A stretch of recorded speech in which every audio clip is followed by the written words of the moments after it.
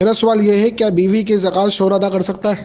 بیوی اگر صاحب نصاب ہے اور اس کے پاس اموال زکوٰۃ موجود ہیں تو بیسک تو یہ مسئلہ سمجھنا چاہیے کہ زکوٰۃ کے حوالے سے ہر ایک فرد کا اپنا اپنا اعتبار ہے۔ بیوی وہ صاحب نصاب ہے، زکوٰۃ اسی پر ہے۔ اچھا، والدہ ہیں، گھر میں والد ہیں، یہ خود شوہر ہیں اور بھائی ہیں، دیگر گھر کے اندر خواتین ہیں۔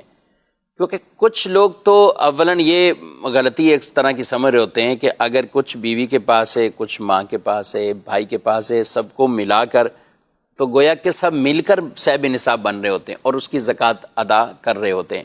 تو زکوٰۃ کے جو نصاب کا اعتبار ہے وہ سب کا الگ الگ دیکھا جائے گا، مشترکہ اس طرح سب کو ملا کر وہ ایک صاحب نصاب نہیں بنایا جاتا۔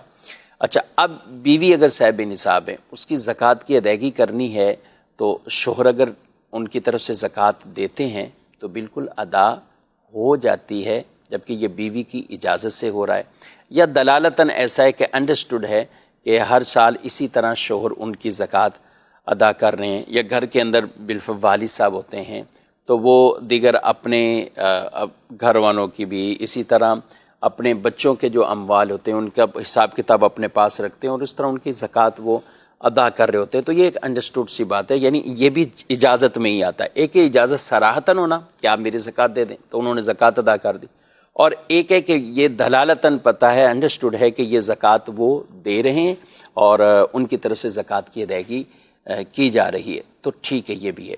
لیکن بیسک فرض کس پر ہے؟ یہ بیوی پر یا جس کے پاس وہ اموال ہیں اس پر یہ لازم ہے۔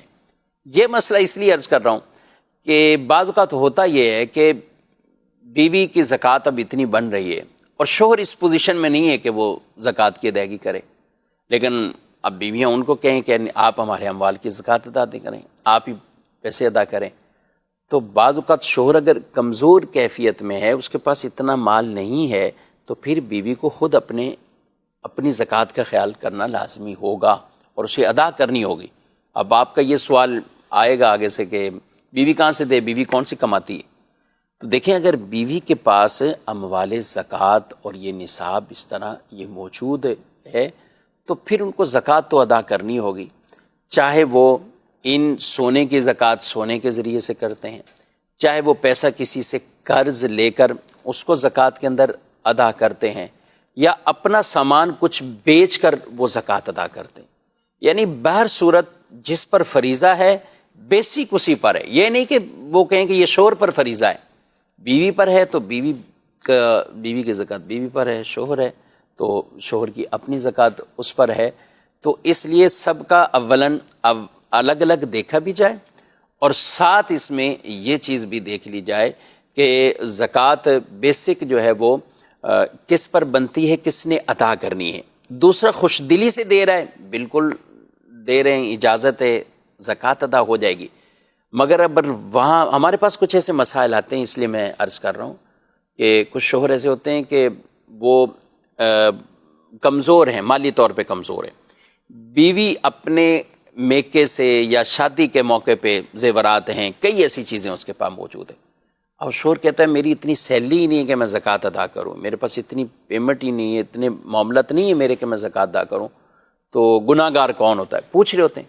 تو گناہ گار ظاہر ہے جو صاحب نصاب ہے، جس کی ملکیت میں ہے، تو اس کی زکوٰۃ ادا نہ کرنے کی وجہ سے وہ خود گناہ گار ہوگا۔ بیوی کی زکوٰۃ اگر ادا نہیں ہوئی تو شوہر کو نہیں کہیں گے کہ وہ گناہ گار ہو چکا ہے، نہیں، یہاں پر اگر صاحب نصاب بیوی ہے تو بیوی کو اپنی زکوٰۃ کی ضرور فکر کرنی ہے۔ میں پھر بھی عرض کر دوں کہ دے رہے شوہر، دیتے ہوئے آ رہے ہیں، اجازت ہے، انڈرسٹوڈ ہے، یہ سب صورتوں میں زکوٰۃ ادا ہو جائے گی۔